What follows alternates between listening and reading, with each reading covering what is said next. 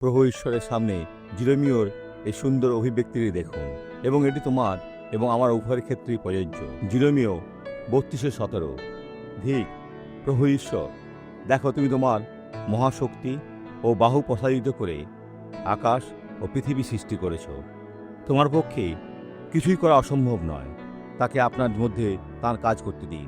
এটাই আপনার প্রার্থনা হওয়া উচিত। আপনার জীবনে তার বাক্যকে সম্মান করতে ঈশ্বরের কোনো সমস্যা নেই। আপনি সমস্যায় ভুগছেন, আপনার ভেতরে ধর্মভীরতা ভরে গেছে, ওইসব ত্যাগ করুন এবং বাক্য মেনে চলুন। যে আপনাকে সৃষ্টি করেনি তার কাছ থেকে আপনার পরামর্শের প্রয়োজন নাই। আপনার যা দরকার তা হলো পবিত্র বাইবেল যা বলে। আপনার গির্জায় যান, আপনার সাথে আপনার বাইবেল নিন, এটা পড়ুন। প্রচারের সময় যখন পাস্টার প্রচার করছেন, বুঝতে হবে যে ঈশ্বর আপনার সাথে কথা বলছেন। চলুন এখন প্রার্থনা করি। পিতা, আমরা এখনই সকলের জন্য প্রার্থনা করছি এবং ঘোষণা করছি যে মন্দকে অবশ্যই চলে যেতে হবে। মন্দ এখনই চলে যাও যিশুর নামে। আর আপনি বলুন আমেন।